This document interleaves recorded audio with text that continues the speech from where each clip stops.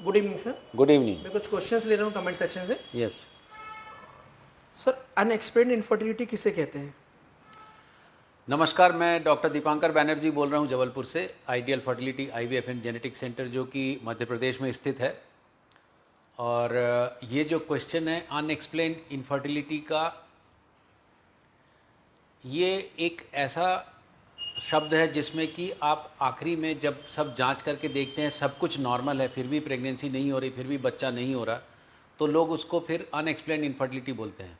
Mostly unexplained infertility को यदि आप और डेप्थ में देखेंगे तो मोस्ट ऑफ द टाइम जो मैं देखा हूँ, जो एचएसजी होती है उसमें चूंकि ट्यूब्स ओपन है तो बोलते हैं कि ट्यूब ठीक है, ट्यूब अच्छी है, पीरियड भी सही आता है, एग्स भी अच्छे बनते हैं, स्पर्म काउंट भी ठीक है, फिर भी यदि प्रेगनेंसी नहीं हो रही तो मोस्ट ऑफ द टाइम जो अनएक्सप्लेन इनफर्टिलिटी में जो बच्चेदानी की जो नलियाँ रहती हैं, जो भले ही खुली हों, मतलब यहाँ से एग जाएगा और यहाँ से स्पर्म जाके मिलेगा, यदि ये खुली हो तो ये जो भ्रूण बनता है, इस भ्रूण को खाना देना, इस भ्रूण को यहाँ से यहाँ तक पहुँचाना, ये ट्यूब के 3 फंक्शन होते हैं।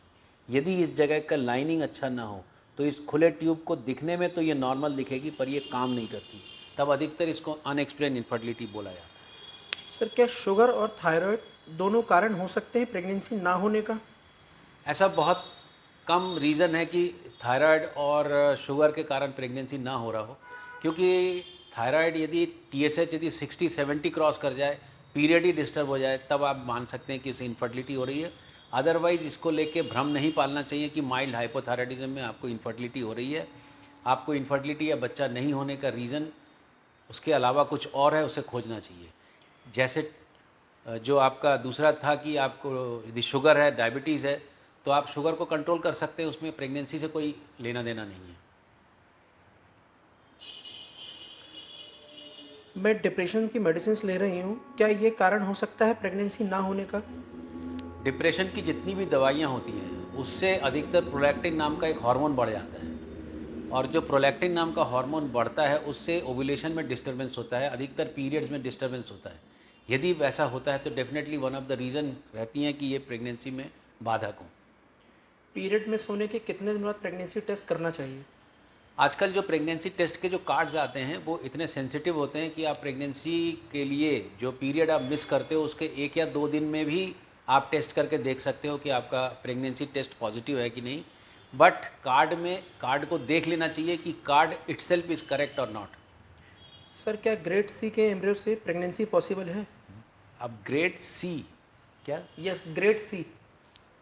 एक्चुअली ये जो ग्रेडिंग एम्ब्रियो की है, ये ग्रेडिंग किस डे की किस मेथड से कर रहे हैं तो वो थोड़ा सा मुश्किल होता है। खासकर ग्रेड सी यदि आप डे 3 के एम्ब्रियो बोलते हैं तो थोड़ा सा उसमें प्रॉब्लम है।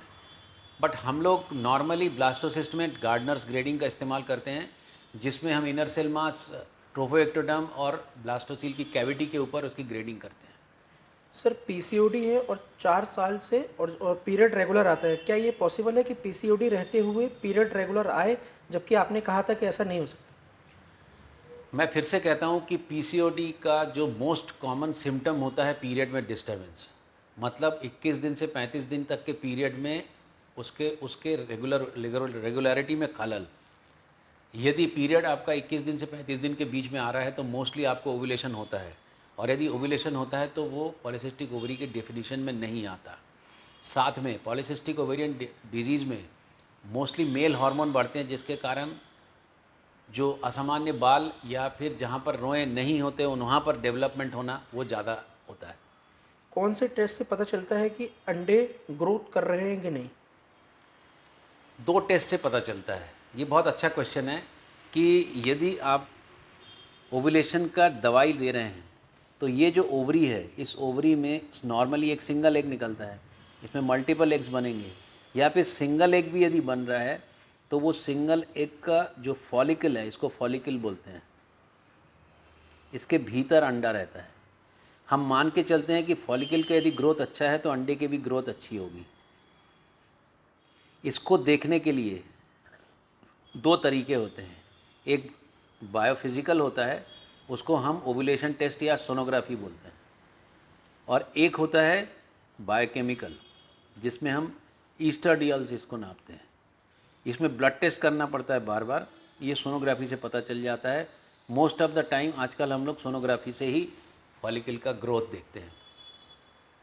सुनने और जुड़ने के लिए बहुत बहुत धन्यवाद। यदि आप इस वीडियो को, इस चैनल को अभी तक देख रहे हैं तो आप इस चैनल को सब्सक्राइब भी करिए, सब्सक्रिप्शन फ्री है। आप हमारे चैनल के डिटेल को दूसरे लोगों से शेयर कर सकते हैं ताकि उनको जो महत्वपूर्ण जानकारी या क्वेश्चन आंसर के माध्यम मैं देता हूं उनको मिल सके। आप हमारे इस चैनल के सोशल मीडिया के दूसरे प्लेटफॉर्म जैसे आइडियल फर्टिलिटी के फेसबुक पेज और आइडियल फर्टिलिटी के इंस्टाग्राम पेज पर जाके भी आप अपने सुझाव और क्वेश्चन रख सकते हैं। सुनने और जुड़ने के लिए बहुत बहुत धन्यवाद।